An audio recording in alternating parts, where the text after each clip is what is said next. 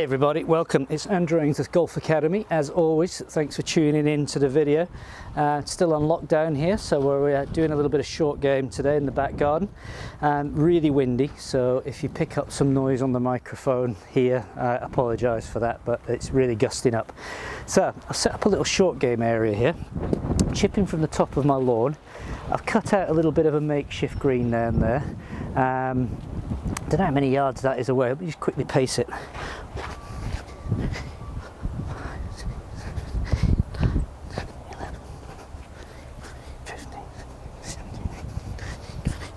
22. So we're looking at about 22 yards away to the flag, and what I've got to play with are these almost golf balls. I don't know if you've ever come across these. Absolutely brilliant. If you can get your hands on one, they're pretty much, from what I can see online, sold out, but I will try and put some links on here in the description below.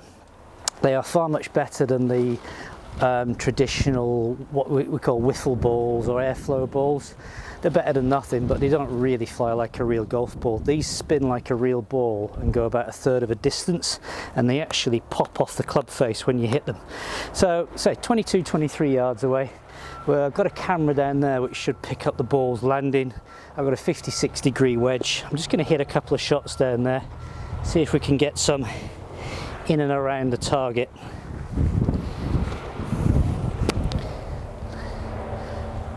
A little bit fat, that one. Just made front edge of the green. So much wind, the balls will hardly stay still on the mat here. Needs a bounce. Just need to get a little bit more on these, don't we? A little bit more power. That could be good. Oh yeah, you can see how much they spin when they hit the green. You can get some crazy spins on these things. I've got quite a big wind blowing across right to left here, which is affecting the flight of the ball. Sit, sit. Oh, I hit the flag. Got a sticky on that one. Bonus point for that. So we're doing pretty well so far. Let's go one more. That one could be good. We'll take that one.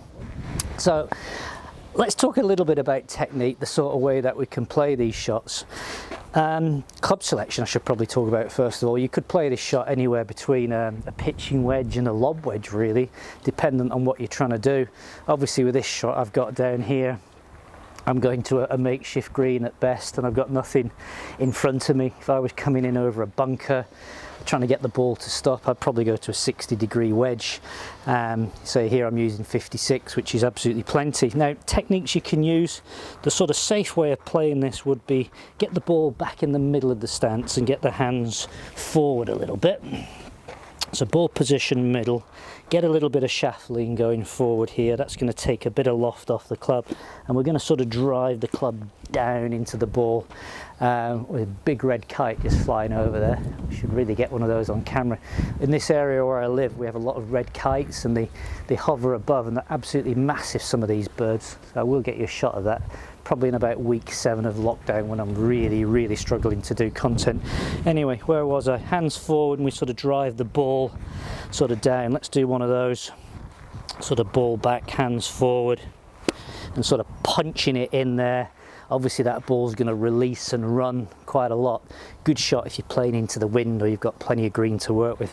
In terms of how we're playing this shot, loads of different ways. You could play what I call the dead arm method, where we really don't do much with the arms. We don't really get any wrist set. We just kind of push back, get a little bit of body rotation, and just let the loft of the bounce do the work for us.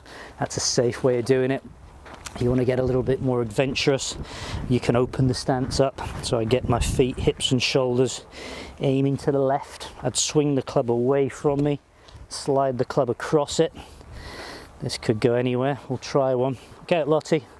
You're in danger here. So slid the club underneath that one. Absolutely no control over where it's going, as you can see on that last shot. And that's more what I would call the high risk shot, where you're really trying to pop that one up in there. Lots and lots of great pitches these days. You watch the tour players, they set the club beautifully with a little bit of wrist hinge, and then they just rotate the body through the target. So set the club, rotate the body. And I think what we'll do in this series of short game lessons is we will we'll look at each method individually and give you a little bit more depth on how we can play these shots. So this was really just an introduction to the short game and what we're going to do going forward. If you've got any questions about specific short game shots, then please post comments down below. I'll be more than happy to answer questions on type of shots, what wedges to use, what bounce is all about, what lofts work, what don't work. So don't be afraid to engage and send me some questions. That's it from me and Lottie. We'll be back tomorrow, I'm sure, weather permitting, with some more content. Bye for now. Oh, don't forget to hit the subscribe button. That's it.